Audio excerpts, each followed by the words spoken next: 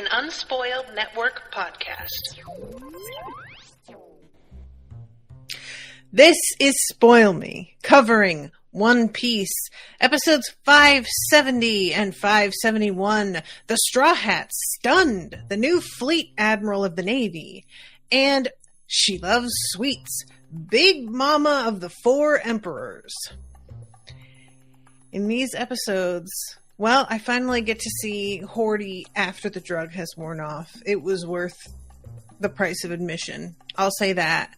And also, we have some big shakeups going on in the power structure here in this universe. Welcome to Spoil Me.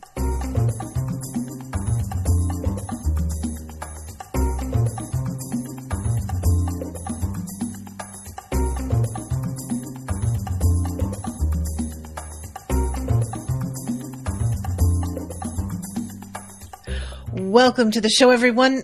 I am Natasha. And I'm Florian. Hello. Yay! Welcome, Florian. All right, you got to tell me, obligatory first question, why did you choose these episodes for a WANNABE? It's just, well, a check-in kind of sorts, you know, because like the arc is pretty much over. And also, like, I have some thoughts. I have some takes. Yes, you told me about this in the chat last time you hinted at this. So do you want to front load that and just talk about what you were referencing? Sure. It is just disclaimer. It's a talk about race, and I'm a white dude, so I'm not claiming to know anything and everything. This is just like, I don't know, my interpretation of, I don't know, what happened here, like in this story arc. So I don't know, like you said, for example, that the townsfolk, I don't know, they are not like consistent in a way, you know, or like it is, or they're too consistent, and we just get the same thing over and over. Yes, exactly, and it is. I feel like this all comes kind of down to Oda, sadly. And what I mean by that is just basically, I did actually a little research in preparation, and I really mean it, really just little. I went and looked at how racism is kind of handled in Japan. Well, handled, or like, you know, what is the state there? And what I found out, it is kind of as it is everywhere. Is around, but apparently, in Japan, it is more like the microaggressions are like higher, apparently, and it is like less talked about. That makes sense, honestly. And I feel like in this, just the whole story arc here, Oda wanted to delve into the topic of racism. Which he has before, like we had the Fishmen before and saw how they were oppressed. Like, this is not news. And Oda actually likes to put social quarrels into his story, because one time we had like where Chopper is from, the island had like no doctors, and only like the king had the only doctors, and he wanted high prices. So it is like pretty much a commentary on the healthcare system, you know. And Oda likes to do that, but I feel like in this case he kinda, I don't know why, but he fumbled. Yeah. This is something that Rashawn has talked about a lot too, is like the Asian community and their like weird, they want to be a part of like the banner of people of color, but not if it includes Black people. Like, that's a separate thing a lot of the time, and there is just a lot of racism that comes at Black people from the Asian community. And I honestly have only seen like a little bit of any examples of that, but I like what I have seen has been pretty egregious. So I was like, not once I stopped and thought about that with this, it made some sense. But continue, because I don't think you were done. Yeah, just by the way, guys, as I said, I did some research. I watched like YouTube videos where people were interviewed, and I want to say there were also people in there, like of people of color living in Japan, who said they did not really experience racism. So it's just a disclaimer that not everybody is the same or has the same experience. Yeah. But yeah, I feel like just Oda wanted to include this, and I mean, we can talk about it in a way like, is it a good idea that an author tries to include this in a story, you know, like the topic of racism? Mm-hmm. I personally feel like it, yeah, I like the more representation, you know, like, or like eyes on a topic. But he just did not really do the best, and we can just guess why that is, you know. I'm not saying it is like completely awful, but one thing I would say is like he didn't want the Straw Hats to be white knights, you know. He did actually not want them to be the ones that come in and save these oppressed people because they needed to be saved. That was like the whole argument that Jinbei had with Luffy when they were back in the sea forest. You know, like Jinbei was like, you cannot just march in there and defeat Hody, because then it would be just another human killing another fisherman, you know? Yeah. And the way Oda worked it around is basically that they came up with the idea, and that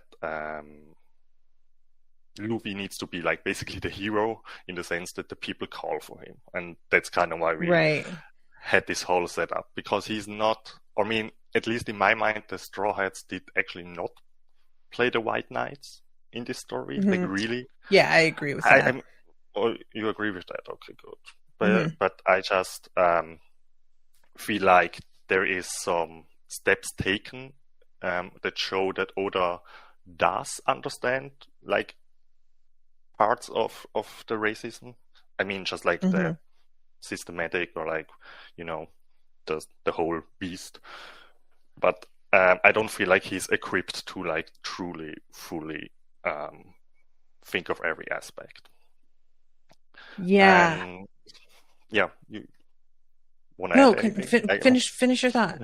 I'm sorry, I'm just talking along. But the last thing I want to mention is just the fishmen do not give Luffy his blood, which is kind of weird because he saved them all. But I think, again, that is Oda kind of being like, I cannot let this story end in a way where it's like they punch the bad guy and racism is over. You know, like I feel like he cannot do that, but it does not feel satisfying to watch, you know? So, so I feel like a lot of problems in this come from Oda's handling of whole racism plot, I call it. But I don't say there are definitely some shining moments in there, but there are also like things where I can at least see that he does not himself really know like the answer or even the question, or like what to do. So it kind of feels disjointed in some places. So for me, this is a good idea, but execution is Yeah, it's kind of funny because I remember that when we started this arc, you told me that there were a lot of people out there who felt like this had too much race talk in it, like the storyline. And at the time, I was sort of like, oh God, people whining about the woke mind virus, blah, blah, blah. And now that I'm on the other side of it, I see why people might have had more of an issue with it, just because it doesn't feel like it was handled that well. The question for me about like whether or not somebody who isn't themselves of an oppressed group, whether they should depict the struggles of that group in their fiction, always comes down to, you feel free to write whatever you want, but you really should take responsibility for whether you have engaged anyone of that community with your creation before you put it out there to the world. If you're going to be having a storyline that deals a lot in racism, do you have any Black people like editing this with you, in the writer's room with you, you know? And that's always, for me, something that you can really tell a lot of the time, whether or not there was anybody of the community in the room and whether they felt free to be like, that's not the vibe, actually. No, don't do that, you know? Mm-hmm. And I fully agree with the sentiment of like, I don't want to end this and act like, you know, Luffy saved them and now racism is over. It's the combo of not only that nobody would donate blood, but then everybody is cheering for Jinbei when he does it. It feels much more like everybody should be sort of like trepidatious watching him do this and kind of like, well, maybe this is okay. And after they watch him do it, perhaps one or two people are like, you know what, if you need more, or if any of you need blood, I am willing to donate after all. Like, if that just turned a corner with a couple people, but it was just very strange that nobody would donate, and then Jinbei steps up and everyone behaves as if he's a hero. And that just didn't go together to me. Yeah. I feel like the crowd, especially in the last part of this arc, oftentimes is just like one entity, basically, you know, like they have like the same opinion, you know, except children, which is, again, I'm not sure what Oda wanted to bring something in, basically, of like the next generation and like how do we have to raise them right, which of course I agree with, but at the same time, it is a little heavy-handed, I would say. I did like with the kids, though, that they, like, whenever somebody was like, oh, I knew the whole time, and the kids being like, the fuck you knew the whole, shut the hell up. That was kind of funny. Because kids are very good at just being like, why are you saying a thing that didn't happen? I don't get it. That's not what happened. Why would you say that? And, you know, as adults, we're like, no, we know why they're lying. But kids just, they haven't gotten there yet. So they're just like, you must be remembering wrong. Allow me to clear it up for you. That's not what it was. No. Is there anything else about this? No, like the past episodes? I don't think so. I feel like, I mean, we pretty much start where the last one stopped. So I feel like that goes hand in hand with the talk between Neptune. No, not Neptune. No, he's King Neptune, right? And Poseidon is the weapon. Yes. Yes, correct. No, I confuse myself with those two sometimes. It is a little bit odd. It's also kind of weird because, like, and this again may be a translation thing, but when he's talking to Nico Robin and he tells her the weapons were named after gods, and he says like Uranus and Jupiter or something, and then Poseidon, which he is like, Neptune is the planet that is named after a god. So they should have named him Poseidon and had the weapon be named Neptune in order for it to go along with the theme. Because it seems like they're all planet names that he was saying, you know. I feel like I'm going to mess those names up, just to warn you guys. Yeah, it's fine. But still, again, I just really said it last time in the chat. I like the idea of it being a living being, you know. Mm-hmm. That is just so much fun, in my opinion. You know, I really hope that she can just not, like, that she can serve a function and then it'll be over and she doesn't have to be a weapon anymore. Like, that she can retire, because just living like that forever sounds like a real drag. That is not a life. Come on, that's not fair.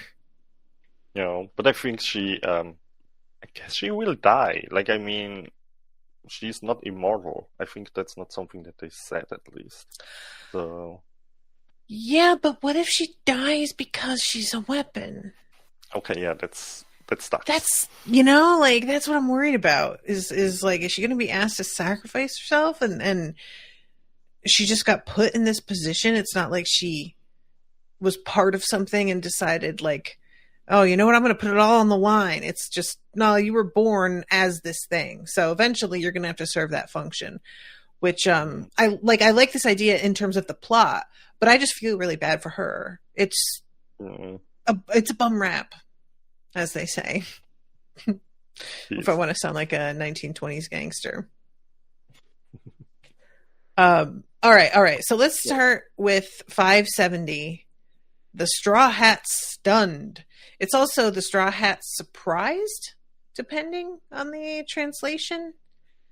I am always interested in these little changes because I don't understand the significance. Why would you change it from surprised to stunned? Just for the drama, I guess? Of stunned being more like intense a word? I cannot tell you. It's me erasing. I don't know. So we start off, like I said, with Nico Robin, like the conversation between her and King Neptune. And he says that like the weapons that were created, he calls them entities. That they were created for an unknown reason. Mm-hmm. I'm just gonna say, I'm pretty sure this is like a translation problem. Like as far as I know, it's not actually said entities. It is just. Oh. Okay. Noted. I think he just calls them weapon again. Like he does again use the word weapon. Gotcha. Okay. I think because I'm pretty sure it's not. Because this makes it feel like everything is a what's it called? Yeah, an entity, like a being. Yeah, and something alive. We actually know, okay, a little history, flashbacks. Oh God, Pluton. Pluton was the one that Crocodile was after. He found like the poneglyph. Oh, Pluton, right. Mm-hmm. I forgot about that. Okay. That was he was after on Alabaster, and it was not there, but it was basically in the poneglyph. It said where to find it, but we don't know because Robin never told. That's why she got stabbed. And, that's right. However, we know from Pluton that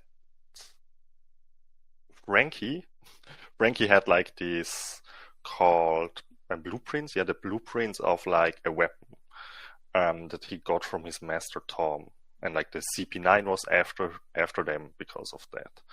And as far as I remember, it is that those blueprints were like a counter weapon to Pluton. So that is also where we heard that name before. And because of that, I'm not completely sure, but those two things point to me that's not necessarily also another being, because why would you need to build something like a ship or something to well, maybe it is like a super strong battleship, maybe, but I just find that it is not clearly stated in the manga, so we don't know yet. I mean, at this point, I am going to express my surprise. I'm sorry, I'm realizing that I'm making lots of faces, and that if you are not actually here live watching, it just sounds like I'm sitting here dead silent, not responding to anything Florian is saying. I am listening quite intently.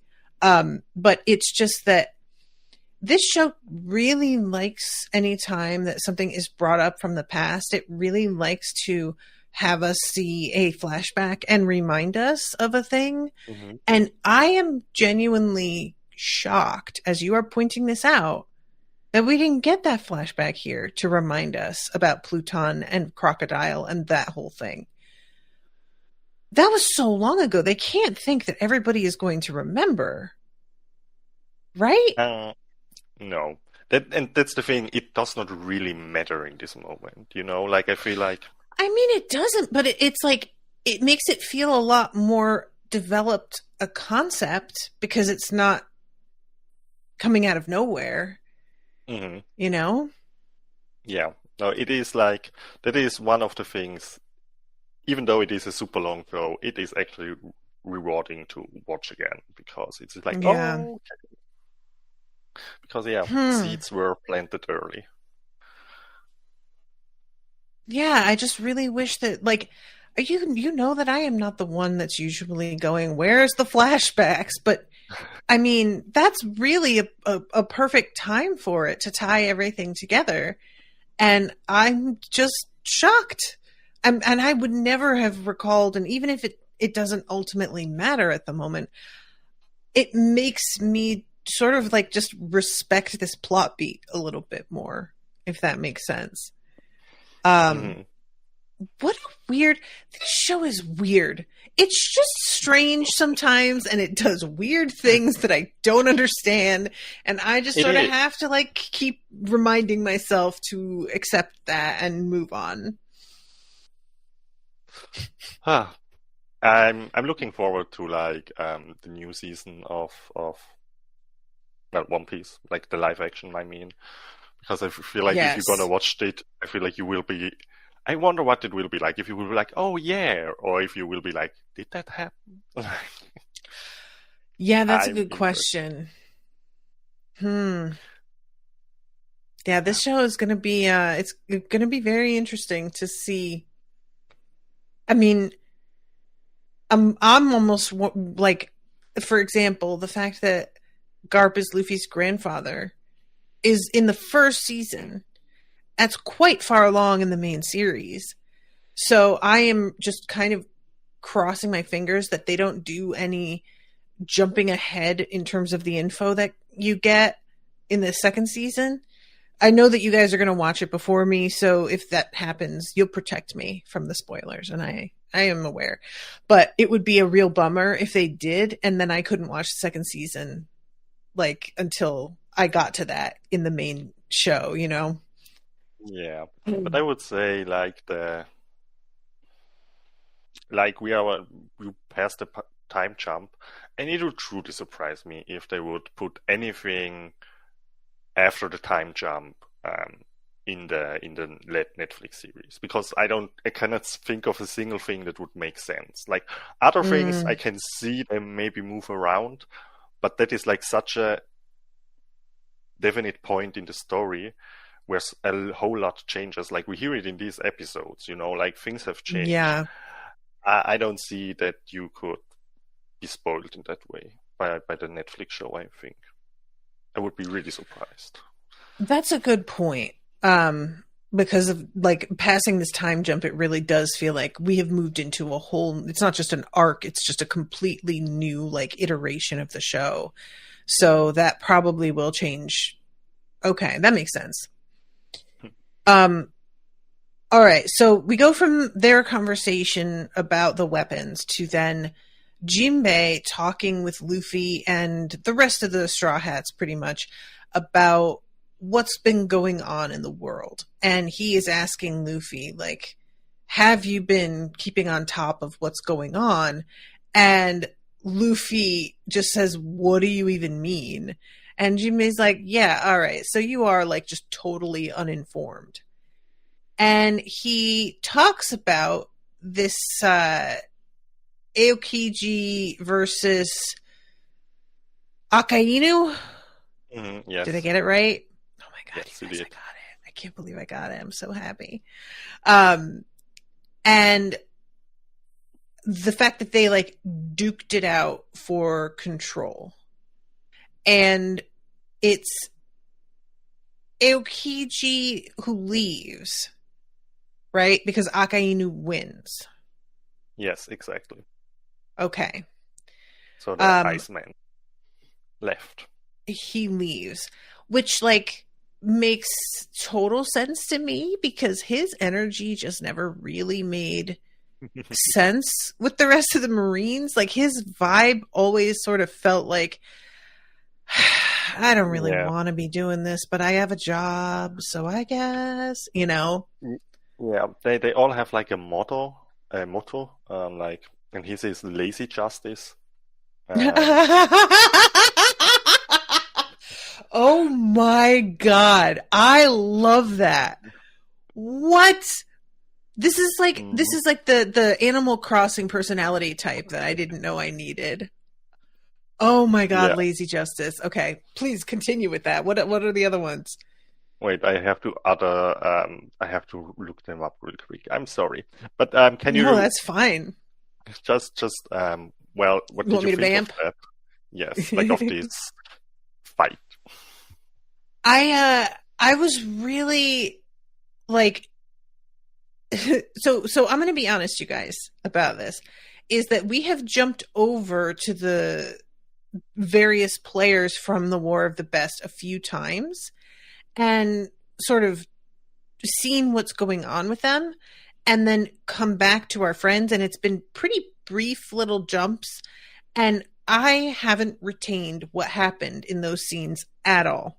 It's like if it didn't immediately have an impact on the Straw Hats, I completely lost track of what was happening here. So I don't even recall, did we see this? Any of this, like, actual confrontation? Because I feel like we saw the beginnings of it, but we never actually saw how it went down. And I am beginning to really doubt myself on that. Well, the confrontation, I don't think we saw it, no. Okay. Um, That makes me feel better. yeah, but I find it like really interesting. Um, Nobody called this out, but they fight for the top position. They Right, are right, the okay. Marines. They are the Marines. I'm just going. Am I the only one who finds that weird? That they're like, who should be in charge? Well, a fist Let's fight will duel. solve it. Yeah. Yes, I'm kind of Hmm. like, am I the only one who finds it kind of weird that like our governing body it decides to handle things that way? Like, I think that I just interpret it, and I don't really I didn't realize that I was doing this, but I think I interpreted it as more, we're going to let you guys, who are both vying for this position, duke it out on your own time. And then however things fall out, you guys can decide how you want to handle it from there. And not that it was like a sanction thing, that it was just sort of like these two dudes being like, oh, really? You want to go for this promotion? Well, I'll just cave half your face in. How about that? Now go for the promotion. But the way that it is talked about by Jinbei makes it feel like it's more sanctioned than it should be, I guess. Really, when it comes yeah, I down to, mean, that's the feeling for me of just like, whoa, yeah, I I feel don't know. Yeah. like I mean, at least in this flashback or like depiction, they are wearing their like coats, like their uniforms. So I'm just like, True. Yeah. but It's like you're not allowed to do anything while wearing the uniform. I got fired from a job one time for making a dick joke while I was wearing the apron, even though I was off oh, the clock. So oh boy, you're right. Wearing the uniform is probably like pretty significant in terms of whether or not it's seen as endorsed. All right. hmm. Well, now I don't. I just agree with you. I'm sorry. So I found the other twos. The Akainus is absolute justice, which is Okay. boring, super Yeah. boring, and Kizaru's the light guy is unclear justice. So we had l- Unclear. unclear justice, yes. Interesting. So we've got lazy justice, absolute justice, and unclear justice. Hmm. Huh. At, What an at least odd grouping. it is. At least we had because one of them left. So, do you think we will see a new face in the I ranks of the admirals? now I'm like, is it going to be some, like, if it's a new face, or is it going to be a face that's like Or an old face. new to the job, but somebody that we know already? I don't know what to think. I have to assume somebody's going to step in, but the person that immediately comes to mind for me is Jinbei. And I don't feel like that really makes that much sense from where I sit right now. But the fact that he got invited to join the Straw Hats and didn't does kind of make me feel like something further has to happen with him, you know? So maybe that just plot wise would all line up. Yeah, I don't know. That he had obligations was what he right. said. Don't know what that is or means. Yeah, but speaking about Jinbei, like how did you come to terms like with the idea that he will join? Or I gonna be honest, I feel you on your hesitancy, like what you expressed last episode. Basically, I felt that you same do. way. That makes me feel better, because I always feel sad when it seems like there might be a big development happening that perhaps some folks were excited for me to get to, and that I'm not having a reaction that they might want to see from me, but I have to be honest about it. So okay, tell me your feelings on this, like how all this went. Well, first of all, I'm not gonna tell you if he really joins and what will happen. That's fair. I'm not going to be like Rashawn and try and trick you into telling me. Rashawn, if you're listening, she's not. That is always cute. I don't know, it's cute or dismissive word. I'm sorry, but it's just like I like to try. That just keep trying, you know. Yeah. I think that Jinbei, again, watching back, he was there in the prison break, you know, and then at Ace's execution. And he always was key, you know, like it is, again, not that I dislike him. And I feel like he would be a great asset to the team, you know, like fighting wise. Yeah. And I also feel like he can keep a cool head in a way, you know, like I feel like the way that he talked Luffy down when Luffy was like basically dying. I mean, like dying in the way, like mentally dying. And the way that he talked having Luffy a breakdown. Out of that, yeah. I feel like that is. I'm not saying not all the Straw Hats could do that, you know. Like I'm not saying that he would be the only one, but I would say that he is a character that I totally believe he's capable. Yes, agree. So I can see like benefits of him joining the group. Also, he's a fishman, you know, like water action. Great, love that. Sure. But other than that, like his personality is just not.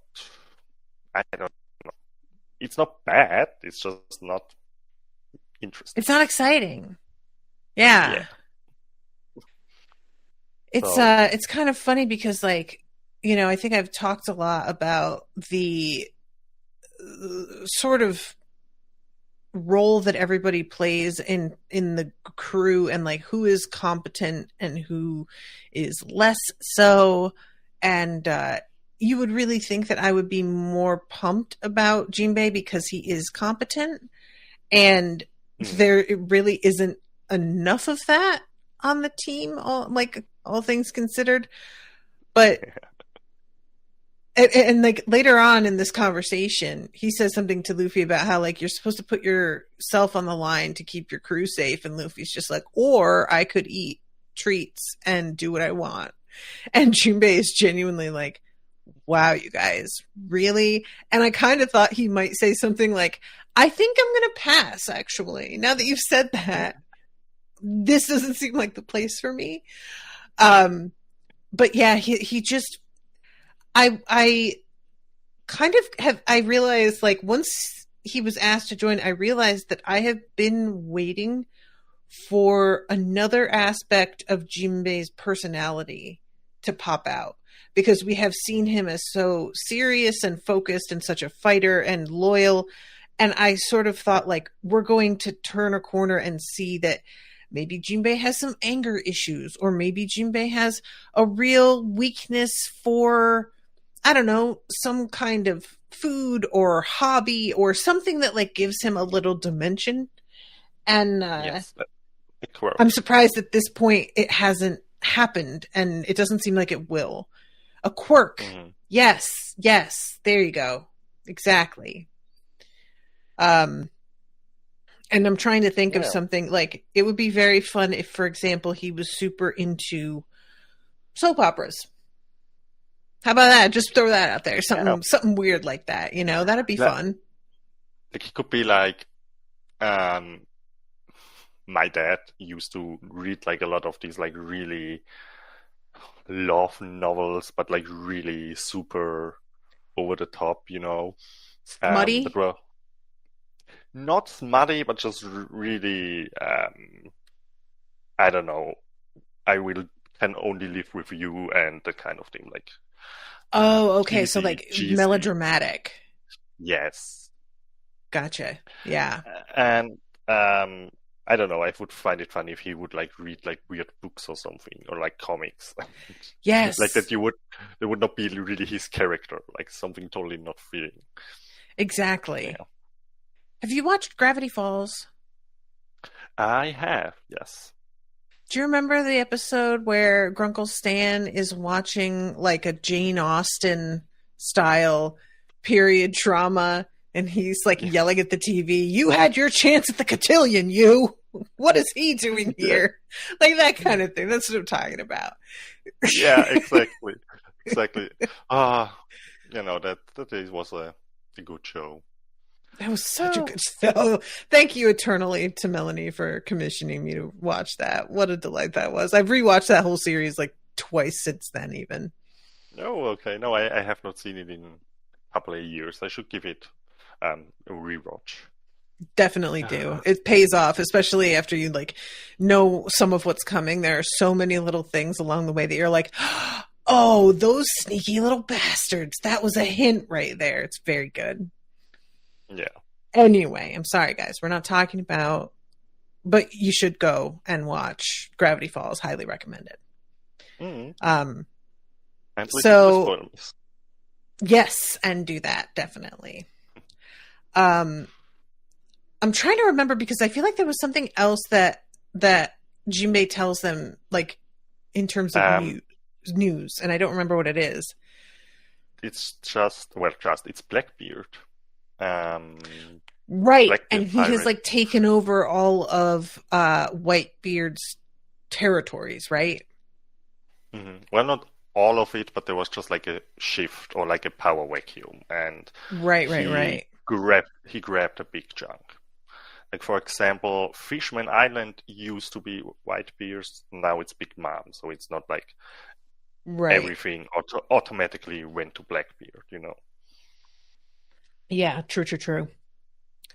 I should have seen that coming because, you know, we've had a few hints at the fact that the places that Whitebeard was protecting are very much like left undefended and up for grabs at this point, including this fucking place that we are right now. But I just wasn't really considering this was going to be going on outside of where our friends were.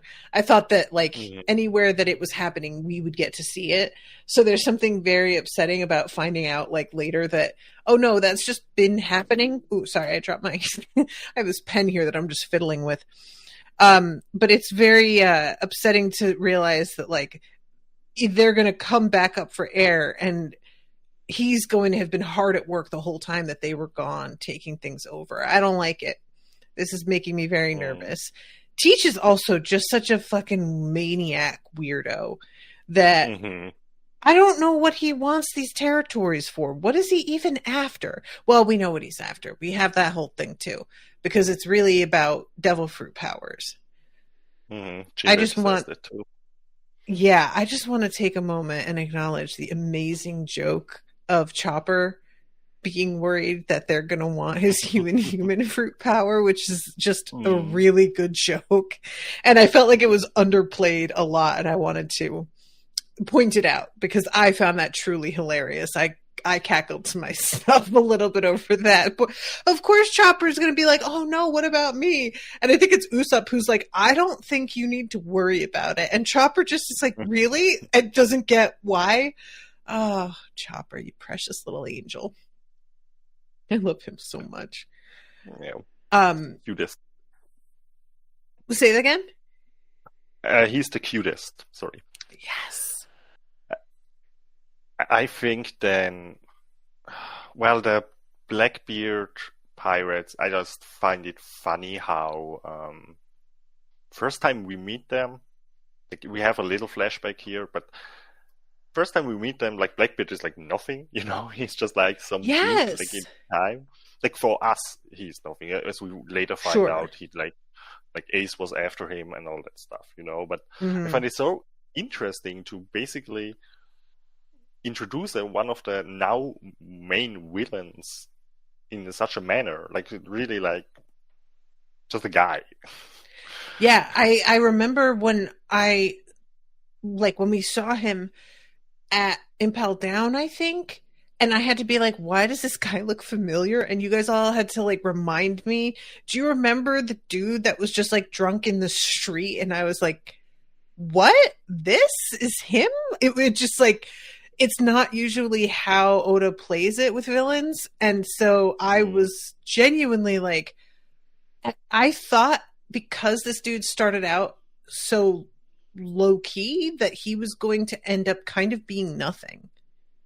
And when it turned out that he is continuing on being a villain, he still lived through all of these fights, and the fact that he has learned how to do this like incredible dangerous thing of taking these powers. I don't remember, does Jinbei know how he figured out how to do this? He doesn't know, right?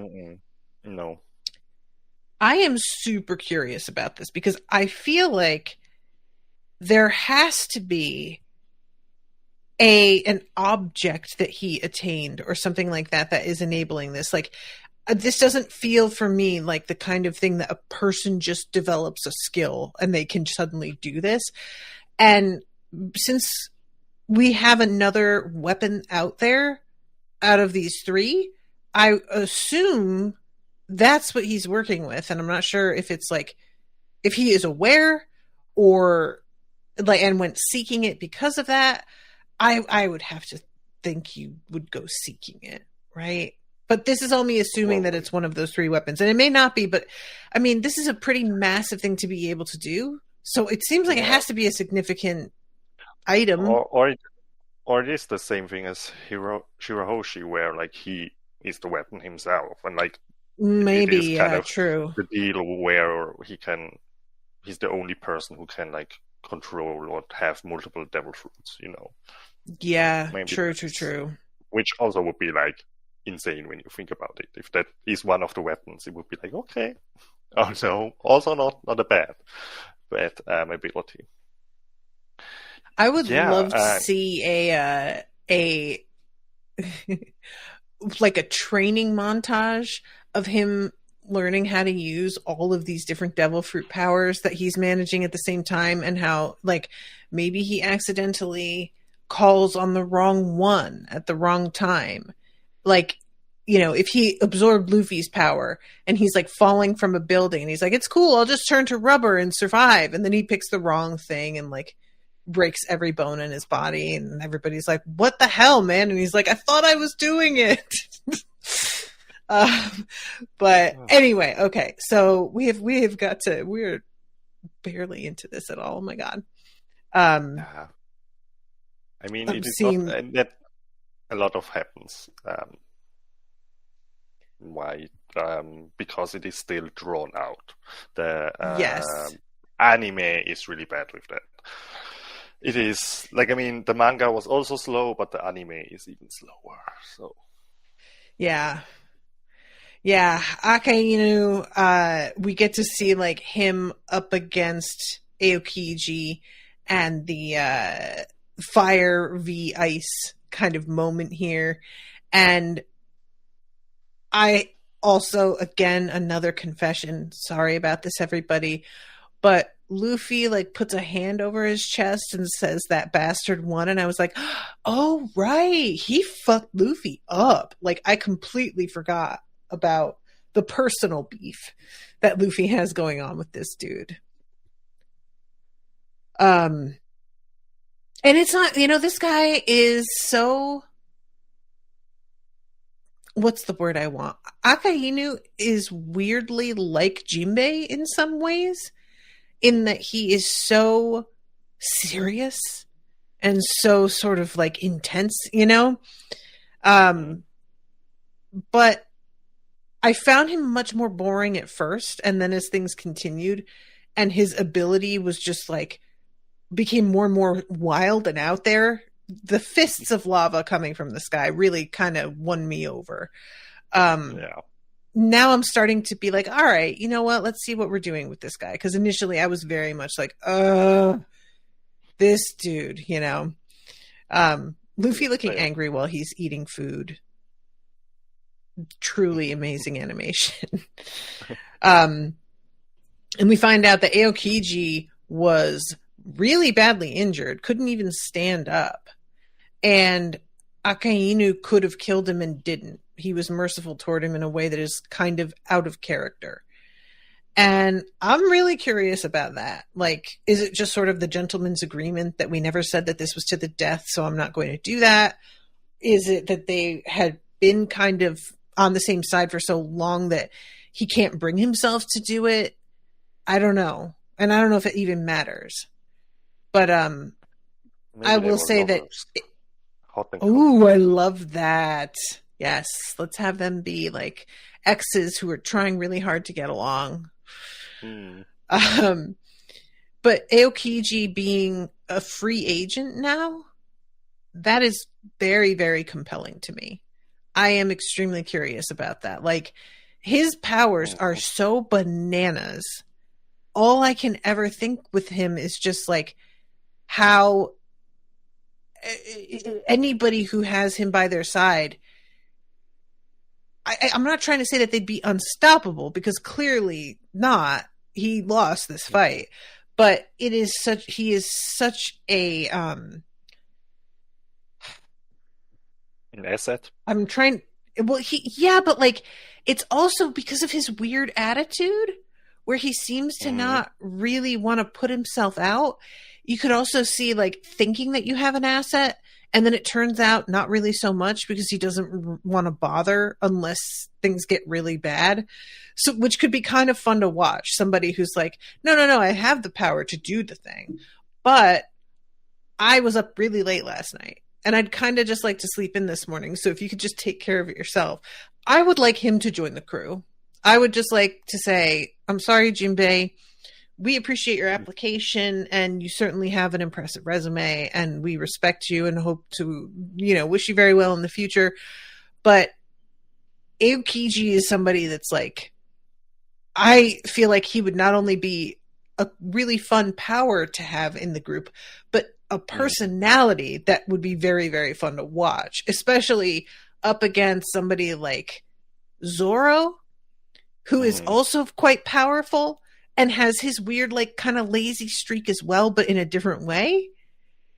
I would really enjoy seeing that together. So yeah, that's my wish list. I feel like Zoro would be like mad at Aokiji for not training, and Aokiji would be like lazy, like Zoro at least trains, but Aokiji would not even do that, and Zoro would be like, like, what the fuck? Yeah, and then he'd be like, well, you're gonna lose your abilities or something, and then Aokiji would do something completely OP and just piss Zoro off because he doesn't need to train. He can just do the thing. Which I'm sure would be very infuriating. So, all right. Let's see. I'm trying to jump ahead in this like conversation here. Oh yeah, this is when we get the flashback of Teach and the just sort of refresh on what's going on with him, and the reminder about his whole power with the devil fruits. And Jinbei says, I worry for you the most, Luffy. I know there's a great deal of bad blood between you and Teach. You must take care.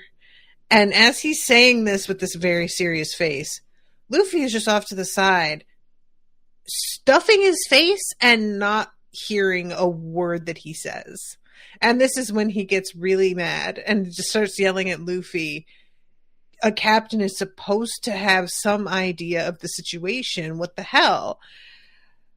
Chopper says, I thought the captain was just supposed to goof off while the rest of the crew looks out for him. I would like to remind everybody that I have been saying that Luffy shouldn't be the captain for some time now, and I stand by that assessment. Chopper doesn't even know what a captain should do. That is how fucked up he is at this job. That's not great, sir. Oh. Yeah. Like, I'm not disagreeing with you. I'm not. Like, I know there are people out there who are like, no, like, blah, blah, blah, roles of the captain say he does this and that because what we think of as a captain is apparently wrong. But he's still not a good captain. Like, even, like, the semantics. Yeah. I feel like he could be their talent scout, their PR guy, you know? There's all kinds of titles that we could give Luffy. And Captain is just, he just wants to say that he is because of the ego of like, I want to be captain, but he doesn't actually want to do any captain-like jobs. He's not interested in that. So, you know, Luffy is somebody who a lot of the time ego feels like it's not a factor for him at all the way it is for a lot of people. But when it comes to being captain, that is the one place where it's really like quite, he's got like an immature sort of approach to everything. Yeah. I mean, we have like kind of seen that in the flashback with Sabo and Ace, you know, like they had like a whole thing who is going to be captain. So it was always there. And yeah, children, like childish behavior. Exactly. Luffy's people. But that's fine. We love him. Exactly. I just want everybody to like, can we all just be honest about the fact that he's not good at the job? That's all I'm asking. I am not saying that I expect the plot to fire him. And I know, you know, like I'm saying that everybody who is trying to convince themselves that he's a good captain actually needs to get fucking real. Stop it. You're lying to yourself. You're lying to us. Knock it off. All right. So, let's see. I'm kind of, okay. This is the part where Luffy just sort of like sits up and looks around and says, there's something weird going on. I think there's some kind of monster here. And I fully thought that this was like his using, what is it called? Hockey?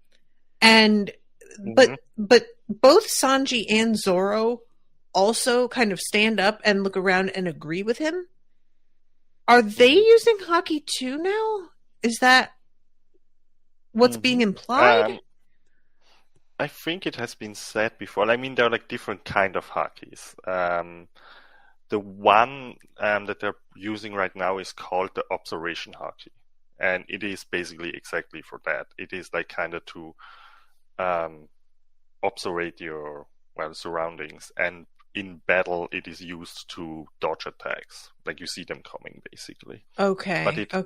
But it also can be used like in extreme form, where Kobe has it, where he even can like hear their thoughts or like of people around. Right. Him, which is like another level, basically. So.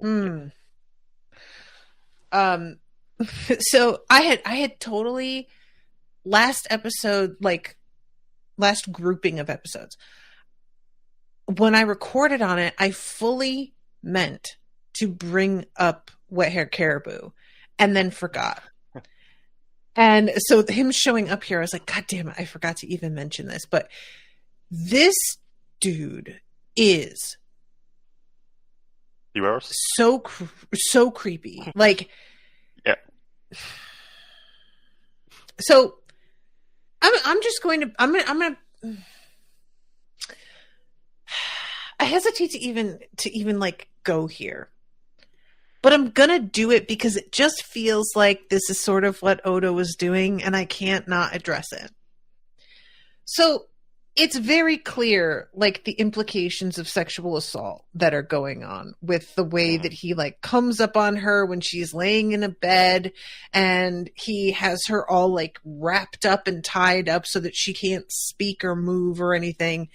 And there's also, like, the creepiness of him hanging out on the ceiling and, like, dripping on her, which very much was giving, like, the kind of dripping that I just felt like we were, and it just felt like it was just kind of a metaphor. That's all I'm saying. And the expressions on Florian's face right now, you guys, Well, he is really struggling to just be like, yes, I'm listening. I mean, I fully agree. Like, you're not telling me anything new. It is really astonishing. Not in a good way. And it's just weird, like, with the fucking dude whose name I always forget that was like beating the shit out of Nico Robin. Thank you. He had such a dumb name. He was very much like feeling like there was a sexual component to the way that he was treating her as well, but it was like a sexual violence that was sadistic, whereas with Wet Hair Caribou, it feels much more like greasy, sleazy, perverted kind of sexual assault. It's just got a different energy to it. And with his fucking tongue that comes out and like wobble. Oh, can we just fucking not, please? I really, really don't like it at all. The only thing that makes this like bearable is how bad he is at getting away with any of it. Yeah, luckily he does not get away, like, pretty much ever. Yeah. At least we have that. I don't like it, y'all. I do not like it. It's very uncomfortable.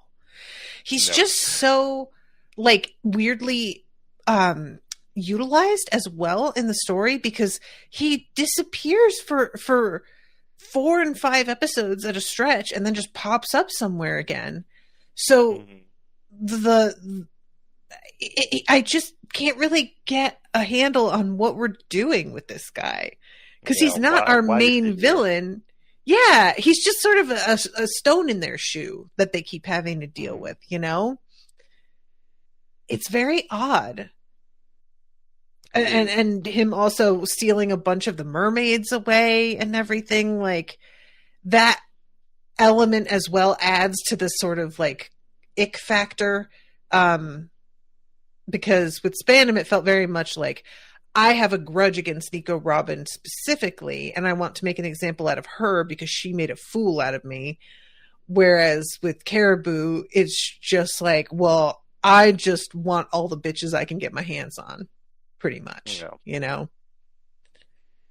Yeah, but he gets knocked away by Luffy, luckily. And like the other two are also there. I love it. It's just like one punch. And later on, like, we see him just knocked out on the ground. Like in the and Luffy like knocks him out and then takes a bite of whatever he's holding and just says, he was still here. And there's just like, it took him no effort. He's not even worked up about it. And then Weepahoshi, that's what Luffy calls her, right? Like freaks out, hugging him and falling all over him, thanking him. And he is just absolutely unmoved, because it seems like he doesn't, it's almost like he doesn't understand what this guy was trying to do fully. He's just more like, Yeah, what are you doing here? Get out. And you know what I mean? yeah. He's unconcerned, but in his mind, as long he's there, nothing will happen to her. And Yeah, I feel like he can be like confident in that. I Like, agree. but This he guy. cannot be save anybody from Nami, who who is just like this. There's this whole setup with this whole gold that was stolen by Caribou, and the king Hmm. is basically like, well, we don't need it anymore. If you want to, you can have it. And I'm just like, you can rebuild a lot of things that got destroyed, but okay. Thank you, Florian. But hey, We shut down the whole Fishman district. Maybe you could have infused some of this capital into revitalizing a whole section of it's fine. But thank you. I yeah, appreciate you mentioning it. Thank you. yeah. Mhm. But hey, at least the Straw Hats, well, get it, or maybe they don't get it, as we see later on. With the deal True. that they. They didn't make it. Luffy made it. No. Let's be very clear about it. They didn't make that Yeah. deal. This is not their idea. Um all right, so let's see. I'm trying to find the spot. Oh god, I forgot about how there's like a tower that's just been sliced in half, and it was Zoro. And what's the name of the little starfish? And he's like, "Oh no, Papagu. it was Zoro, Papagu. That's right." He was hacking and slashing all over the place. Zoro was just like, "Why don't you keep your fucking mouth shut?" Uh, It would yeah. make me an accomplice. I would be an accomplice, he says. So cute. Okay, so this is when we find out that Horty and his accomplices have somehow gotten out of their handcuffs. And I will tell you, kiddos, I was irritated because I thought what we were doing was going back to fighting with Horty again. I really thought this was because what we find out is, yeah, they got out of their handcuffs, but they're still in a jail cell. They're still like in a dungeon. So it doesn't matter that they got their handcuffs off, but they made it sound very much like they've escaped. And y'all know I am tired of Horty. I was tired of him almost right away. And I had no interest in doing more of this. And I was so relieved when that turns out to not be what's happening here at all. Have you seen the Disney animated Aladdin? The animated one, yes. Yeah. The live action. Yes. Yes. I haven't seen the live action one. I couldn't bring myself to do it. The animated one is so good. I haven't seen none of the live action ones, honestly. So I don't know. Yeah. And they set this up really well because they have Horty like in extreme darkness with just his eyes showing and his like silhouette at one point as he's threatening all of them. So you really think something has happened. And then the camera pulls out and we see that him and all of these other dudes are withered, gray, old men. Horty is like leaning on a staff. And the reason I asked about Aladdin is there is a point where an old man, like Jafar pretends to be an old man in the prison where Aladdin is being kept after he's arrested and like lures him outside because he's trying to get him to open the Cave of Wonders. And Horty looks just like Jafar in disguise. It's a very, very similar sort of look. And I kept thinking, like, even the way he's standing and everything. And they're complaining about how their backs hurt. And Horty is like managing to still, what's the word I want? He's like ignoring the state that he's in. Acting as if nobody else can see it. Sir, what do you think you're going to do? He's in denial, and I don't know. the flames of rage are ever burning. Something like that. That's true. I do love Zio, of course, the obligatory. I did this on purpose. This is what I wanted to have happen. Zio, baby, get real. Stop it. I do like him though. I can't help it. He's funny. I'm just gonna say real quick. This is another part where I just feel like, I mean, I like that they get old. Like that there is like this drawback to like this power up. But I also feel like it is again like a symbolism from Oda being like basically this is what will happen to you if you stay racist your whole life, kind of. Like you will die old and bitter and have accomplished nothing. Like I feel again that's me reading into this. I'm saying again, I'm not sure if any of this is correct. Just my read on those things. I accept that. Yeah, well, that's perfectly adequate for me. Yeah, let's go with that. Thank you. So then we find out that the pills, because I had been saying like earlier, where did he even get these from? And it's part of the whole thing with like the Tamate box that had disappeared. And it was Horty back like 10 years ago when I think that they vanished. And I guess he had just been sort of hoarding them. Horty, the hoarder. But it's not really like, so I'm going to just read the actual, like, what do you call it? The dialogue here. Yeah. So the energy steroid and the pill from inside the tatami box, they're one and the same, aren't they? Or Tamate box. A priceless artifact passed down for generations. The pills hidden inside were highly valuable, but 10 years ago someone stole them from us. We failed to catch the culprit. His Majesty was concerned that a scandal might break out, so we closed the case. Actually, Horty, I think that happened around the time you left the army. Interesting. And Horty is just like, yeah, of course it was fucking me. Yeah, I took him. And we don't really get much of an explanation on where those pills come from. No. We just get told that they existed and that they were like priceless and very old. And it was a bit, it was like, it was sort of like an explanation, but not really enough of one to make it satisfying. So I was very mixed on how I felt about this, because I was almost like, you maybe just don't want to explain it then, because this isn't enough unless we get more later. At some point, like, what's that? Maybe we will, like, again, we have always things from the past coming back, so. Yeah, that's true. But yeah, it was just the whole.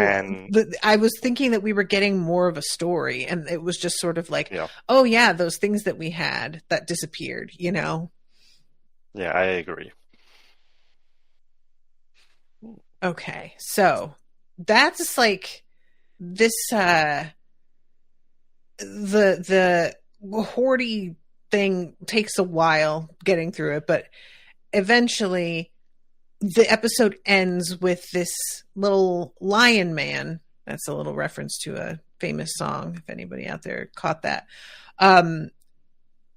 who has come to the district where they make candy and is demanding that they pay up their monthly installment to Big Mama, who is a very large woman. And when I say large, I don't just mean fat. I mean humongous in every sense woman who has a big sweet tooth and also like acid spit. it seems like. Seems like it. I think it's meant to be like her stomach acid is going because she's so hungry that it makes her spit dangerous to those around her. I mean, your guess is good as any.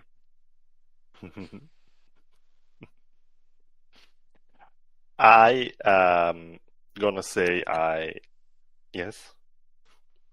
Do you want to say something? No, please go ahead.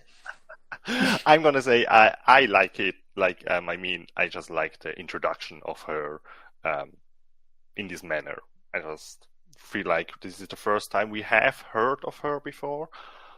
Just in passing. This is like we see her, and well, not Luffy does not see her, but we kind of see her in shadow. Yeah, right. And I liked it. I hope. So, I mean, did you find her impressive or like? This is the thing that I have. I've expressed this at another point in this show, and I can't remember what the character was, but anytime that I come across this, it's very frustrating because it's so common. But when you've got a fat villain and they have to have a superpower, it so frequently has to do with bile and vomit and like eating as and it's so, first of all, uninspired, and secondly, it's just like a very ugly thing to see as a fat person depicted all the time as just like, oh, well, you're basically a monster. And you're those are the almost only fat characters that are in a lot of properties. In One Piece, we've got more fat people like mixed in because we've got people like Jinbei who aren't even like humans, you know? But in a lot of properties, you know, everybody else is slender, and then there's like the one. And so in that respect, I was just like, wow, we are really just doing this exact thing that I have talked about, you know? So yeah. I don't enjoy that. I can't help but like her weird pirate flag. You know, this is the same thing that I ran to with Alvida, is that she has style. I will give her that. The whole vibe of her ship and everything, it's just very, I like the branding. I am a sucker for marketing, and I feel like that was done pretty well. But in terms of this overall character, my like immediate gut response was just like, oh God, you know? Yeah, that's fair, I would say. But we have not seen the last of her, I guess I can say. So let's see what will happen. And this lion guy who is here on her behalf, like I have to, again, I know I have to let go of this to a degree, but this universe is so very confusing with the way that animals sometimes talk, but then other times they don't. And when they do, people are always shocked, but they shouldn't be, because there seems to be a fair number of talking animals around. So why are we ever surprised by it? Like, people respond in a shocked way to Chopper a lot.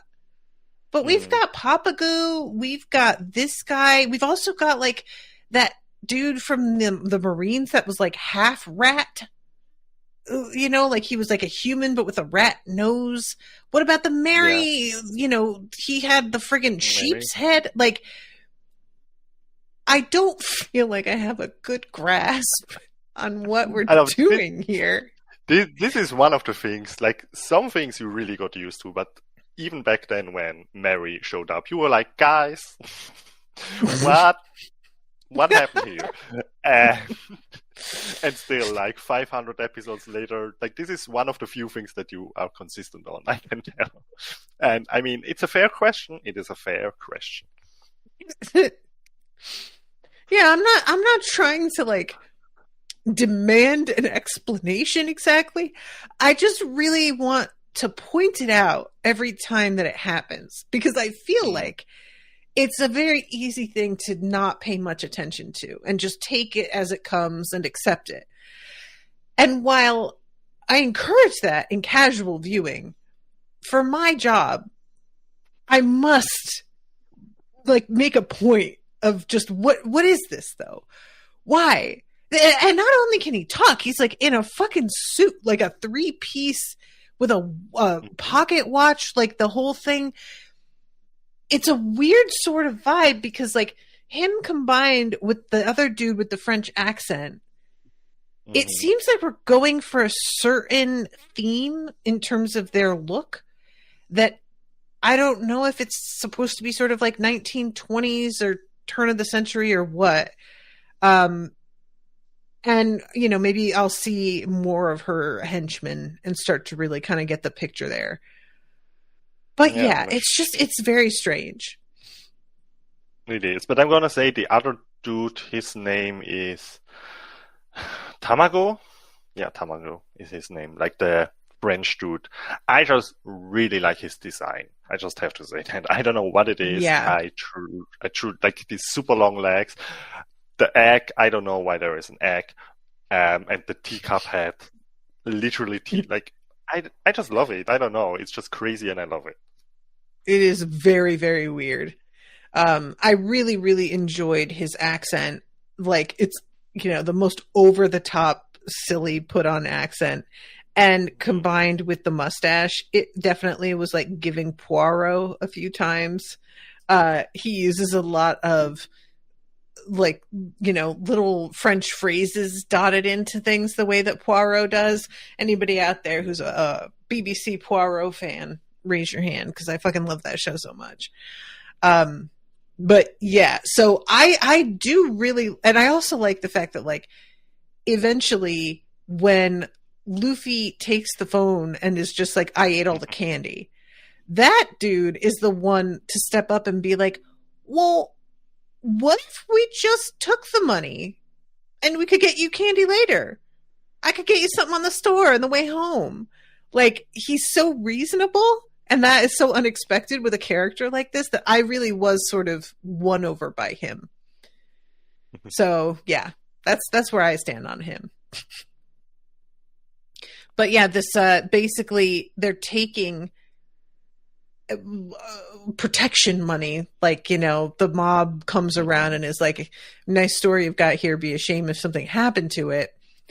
And they didn't set aside what they needed to keep her happy. They just either let Luffy eat all of it or didn't realize how fast he was eating. And so when they looked up, they realized, oh shit, we don't have enough. I think that's supposed to be kind of what happened, right? I would say so too, because Luffy eats an ungodly amount. Nobody's ready for how much he consumes. So that's true. Luffy, why are you like this? Yeah. You screwed up this whole racket they had going. I love that. I love that. No, go ahead.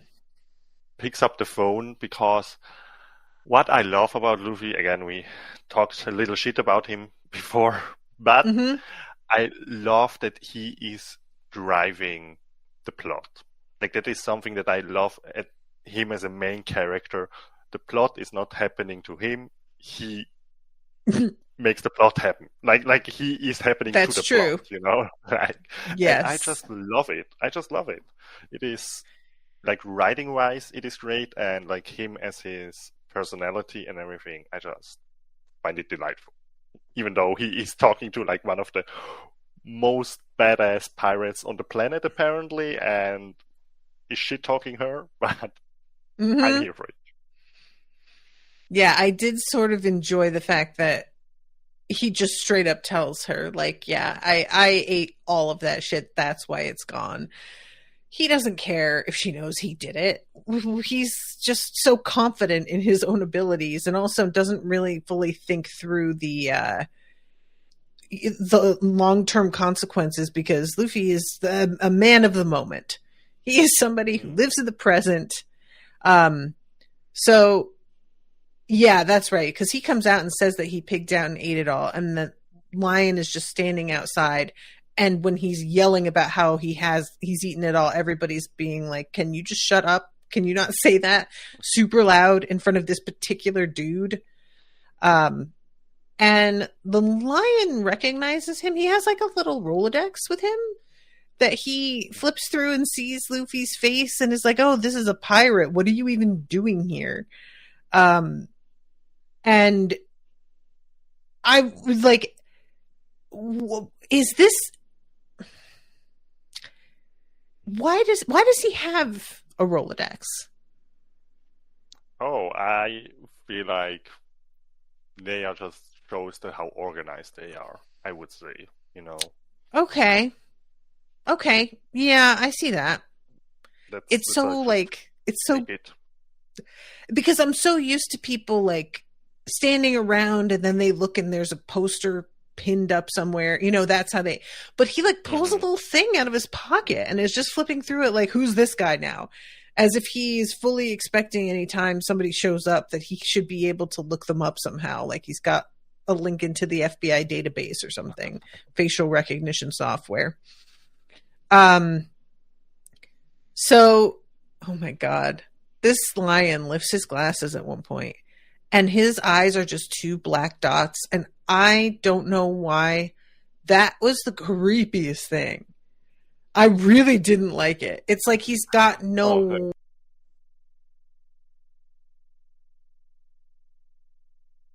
Oh, I'm alone.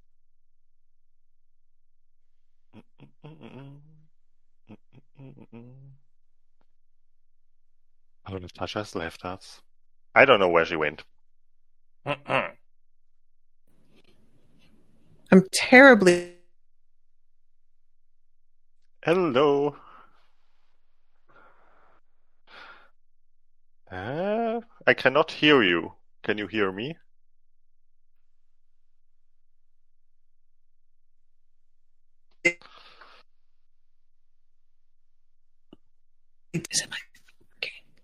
Okay, can you hear me now? Yes, now I can hear you. Okay. You can hear me? Yes. Okay. I'm sorry. I was like clicking between the tabs to go look at and I clicked the X on this tab and it asked, "Are you sure?" And I said, "No, I'm not," to stay. And it just went black anyway. Oh no. I said, "No, I'm not sure." So why did you make me leave? I don't know what happened. I'm so sorry. Anyway, reminder to self that toward the end of this episode I have to cut that part out. What was? Oh, I was saying that the lion's eyes were very creepy. Mm-hmm. I don't like. Well, yeah, I'm the lion's eyes. I'm not sure if it's supposed to be cute, funny, or creepy. Like I cannot decide. I mean, I don't. I'm with you actually. I find it more creepy than anything. But I don't know. Like the reaction of the townsfolk is like, he has so small eyes, or it's supposed to be cute, and I'm like, that's not cute. Like he looks like a puppet, or like what is the movie called? Caroline? No, like where they have like Coraline with the buttons. Oh yeah. Mm-hmm. Yeah, it kind of reminds me of that in a weird way. I don't like it. I don't like the I think it was, I don't know if it's cute exactly that they're suggesting, but the impression that I got was sort of like his eyes are so unimpressive compared to what you would expect from a lion that when they say something like, "Oh, look at those little eyes," it's more like kind of condescending. Like, "Oh my God, look at those." You know what I mean? Yeah, that sounds better than mine. Probably that's right. What they wanted to say. But yeah, I really, this whole like new grouping of characters is so much more interesting than Horty at the very least. I have my issues with this lady's depiction but at least we don't just have some like the thing with Horty that was supposed to be interesting was that he was a fishman and his cohorts were different types of sharks, and to see what we were doing with that. But it failed to be interesting in the context of being on Fishman Island with a bunch of other fishmen. It was interesting with Arlong when we were up on the surface because these were the first fishermen we'd ever encountered. And every time we met a new one, I was just like, what the fuck? You know? But because we're surrounded by weird half fish people now, they failed to be that compelling. And they also didn't have like a unifying theme to their look, except for the fact that they were all sharks. So they just kind of felt bland, you know? Yeah. So these guys they've got a real like fucking vibe to them at the very least. Definitely. And I just want to just really quick say what's it called? The Horde Pirates, maybe also a reason why they're not so impressive is by design, because it's after the time skip, and yeah, Oda wanted like have easy to defeat enemies, but I don't. That makes sense. But no, I love like this introduction to the Big Mom pirates that we get here. I think also when she is on the phone with Luffy, she's like, he says his name and she says, "Oh, you're Garp's grandson." So that's how she knows exactly who he is. And I always find it interesting. That makes sense with the Rolodex. Like what? You were saying they're so organized. And the Rolodex, so like her knowing exactly who he's related to and everything, that goes together. I like that. Okay, yeah. I'm sorry, I interrupted you. No, I just like that. And I don't know if you catch that, but apparently she also ate people, or like she was talking to something, and that something got eaten. Mm-hmm. And it was speaking like at least we only hear it, like it's only sound happening. But that's how I took it. Did you took it that way as well? Or yes, because she said like she's talking about the candy. We hear voices that are like, "Sweet candy's coming, love candy, can't wait to have some." And she basically, it seems like, takes exception to the idea that they think they're going to get to eat some of her candy. Like, who the hell do you think you are? And so she says, you can eat it from inside my stomach. And then you just hear screaming. So, yeah, it suggested like she eats them as punishment because she doesn't want to share, which has never been more relatable. Like, frankly, I would also do this. I'm very much like Joey from Friends. Joey doesn't share food. And I don't, this is something that is particularly irritating for me with Owen, because I will make all like this meal that will last us a few days with leftovers.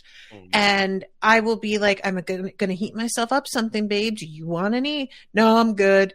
And then I heat it up and it smells unbelievable because I'm a very good cook. And I sit down next to him on the couch and all of a sudden here's no. Wow, that actually smells pretty good. That looks good too. Is it good? Go get your own. Don't fucking stop even looking at my bowl. Get out of here right now. Okay. Yeah, no, I can see that too. What I get really, really mad about it is like when just people take food, you know, like that is God. Like and for example, like one time I had like French fries, like we were in the restaurant, and my aunt just takes some, and I'm just like, no, like literally not. And it was kind of like not a whole deal, but it was kind of like no, like, and if you actually would ask me, like, hey, can I have some fries? I would give her some because I love her. Right, exactly. But just don't take them. Like, what the fuck? That is just taking food is like, for me, shifts how I see you as a person, like entirely. I will go from being like, I'm about 90% on liking this guy. You take food off my plate, cut in half, 45. Like, mm-mm. And also the other one that I really, I get irritated about, and this is sort of a perspective thing, but I stand by it. When you get appetizers at a restaurant, and you get one for yourself, and it's the type of thing, like say fries. Fries, can I have a fry? Reasonable. There's, a pile of 30 fries. Sure, you can have a fry. But if you get like 3 potato skins and somebody's like, oh, can I steal one of those potato skins? What? That's 30% of this overall dish of food. Absolutely fucking not. You can't just take one. What do you mean? So anyway. I totally agree. That's why I'm always want, like when they don't write like the amount, like what's this other one? Like bruschettas, like the Italian. Yeah. Mm-hmm. And it is just like stands there, and I'm like, yeah, but how many? This is important information. I'm sorry, I need to know. Or like we at the table need to know how many pieces that means, pieces of bread. Yeah. Because there's nothing worse than being like, oh, we'll get this for the table of 4, and then they bring it and there's 3. How the fuck do you divide that up? Like, now this is just a big pain in the ass. Yeah, I completely agree. Oh, God. Anyway, guys, I know that nobody gets as mad as I do about this, but I just can't help the reaction. It feels I am not a sharer for some things. I will share any, no problem. But anyway. Yeah, I don't have a problem with sharing. Just don't take it without asking. Mm-hmm. That is a big no-no. Oh my God, I forgot about the fact that Luffy just bursts out laughing at this lion. Like, he starts off at first just saying it's hard to take you seriously. And then the lion lifts his glasses to kind of threaten him. And that's when Luffy just really loses it and starts cracking up in his face. And here comes Tamago from the side. And he's talking about a tea party. Look, guys, I'm going to be honest here. As much as this character, like this fat woman with acid spit, is pushing a lot of buttons for me, also the fact that she doesn't like to share food and she's going to have a tea party, I'm really, really getting sucked in. I can't help it. Like, that is 100% my vibe. Very much so. I can't help it. No. I cannot help you either. Like, what do you want me to do? Right. But I enjoy it. I mean, your reaction to all of this, because I was, I know we don't have a lot of time left, but it is this, how do I say that? This arc is like a, what to call it? It is one of the worst ones. So I'm just gonna say it like that. It is not really a great one, and you mean Horty or the one that's coming? No, the Horty one, like this Fishman Island, and gotcha. It is just like a light at the end of the tunnel is opening up. I feel like, yeah, it's really sad to hear. Like, I'm just thinking back to how excited I got at the prospect of going to Fishman Island and how cool I thought it would be. And it feels like there was so much potential to do something really interesting that got kind of squandered. Like, we had some stuff that was cool with the big bubble and the way that, like, you have to deal with sometimes being out in the air and sometimes being underwater and creating space for everybody. And I thought that was neat, but like, I just really pictured a lot more interaction with like an ocean environment. Like, there would be fish that were swimming around and we see them like in the background, but they're not really like part of things. It's not the town just kind of mostly feels like a regular town on land in a lot of ways. And even like the fight between Luffy and Horty, I had expected that if we were going to have fights underwater, they would be like, oh, we're hiding behind giant coral or seashells or something. You know what I mean? And it's just out in the water, like just in open space. So yeah, it's a bit of a bummer. I really thought we were going to be doing a little bit more with this, sort of in the way that we did with the Sky Island, because I felt like there was more of that. Yeah. He went more all out there, I feel like. But I Yeah. also have to say, like for a first-time viewer, this means nothing. But this arc is actually also, on a rewatch, I like it a lot more. And not just because of what happens here, but because of what is coming in the next, like, hundreds and hundreds of episodes. Because, again, this is like the first arc after the time skip. So, once again, there is like way more setup here than you realized the first time around. Like way more seeds are planted here than you can clock at the first watching. And when you come back, you're like, oh, okay, I see what started here, or like what foreshadowing was happening here, you know. Okay, but again, cool.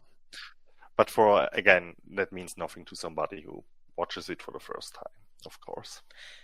Yeah, I mean, and there are times where that can really still feel like it's how to say this. I just finished reading the Court of Thorns and Roses series, and the first book I really did not like the first time I read it. But once I got to the second book, it was so much better, and it couldn't have been as good if you didn't suffer through the first book. So it made it feel like, okay, you know what? Ultimately, there's a good payoff to this. And sometimes that's not how you feel. Even when you get to the point where it's supposedly paying off, you're like, that really wasn't entirely worth it. So, you know, we'll see. Hopefully I'm like, no, okay, that was worth it ultimately.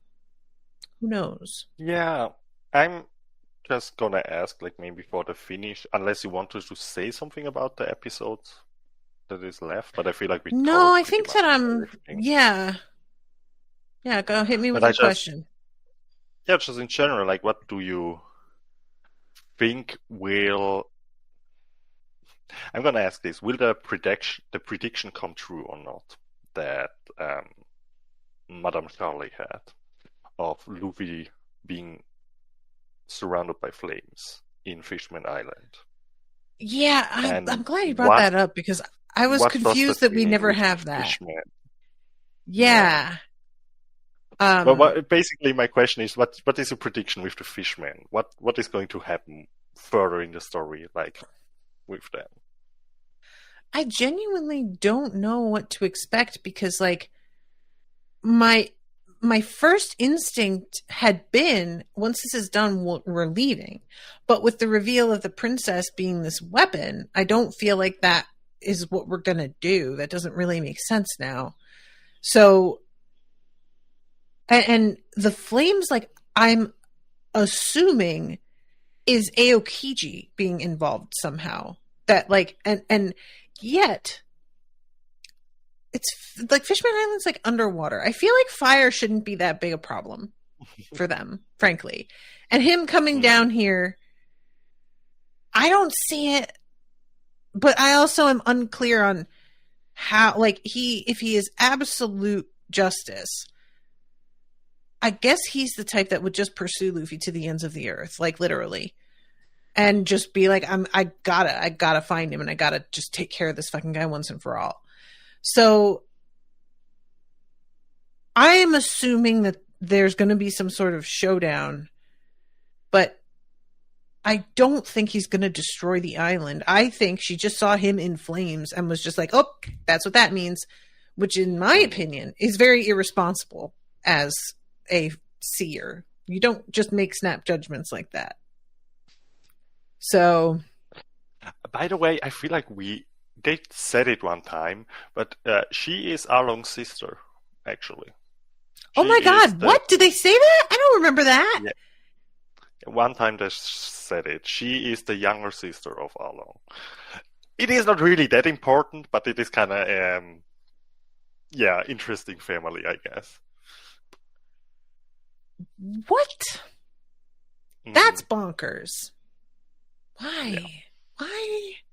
Why do that? I don't know. It is That's literally weird. like an offhand. It is an offhand comment at some point. I feel like we Okay. must have passed it. It had to be said at this point at some point because it was Okay. like around her introduction or a little later after her introduction. Man, yeah, I do not remember that at all. That's funny. All right. Well, I guess that's about it. Mm-hmm. Do you have any further comments that you want to make or anything that you want to plug or anything like that? Well, just still thank you for watching it. I still hope that you're enjoying it, even though like we have been a couple of rough episodes, but I hope it's not too much of a pain. No, it's certainly like there have definitely been worse arcs for sure. Okay. And what's his face that got killed in the first season? I'm so delighted the way they handled that. That was great. It was great. No, and one other thing I want to plug, I don't know, like you guys, I have started, or I'm going to start being a dungeon master. And oh, cool. For Dungeons and Dragons. And it's not like I'm just on my Instagram, which is south.art, where I usually drew pictures, but I have not done it in a while, so you can go and follow it. I basically documented a little bit how I become a dungeon master now, because it was like a whole, like I just kind of, it happened, and now I have to prepare. Right. And, like our first session is in like a month, and I have to figure out how this works. I mean, I played D&D before, but never as a dungeon master. And it's a lot of work. Owen was doing it for a while, and he finally was just like, you know what, babe? I just don't like being in charge. I like to just show up and do my thing. Mm-hmm. And he was just like, I just can't. This is so much work. So it's not for everybody. But I think it's always a good thing to just do once so that you fully appreciate the amount of work that goes into planning these campaigns. All right. Well, good for you. So if you want to see how I handle that, then you can go and follow me. All right. All right, guys. Well, check them out. South.art, right? There's a dot, a period. Okay, cool. All right. Thank you guys again so much. Thank you, Florian, for commissioning this and for joining me. It's always very fun to have you on. Appreciate you a lot. And also your patience in me having to reschedule things over and over and over and over again. It's fine. It's fine. All right, everybody. Until next time. Toodaloo, motherfuckers.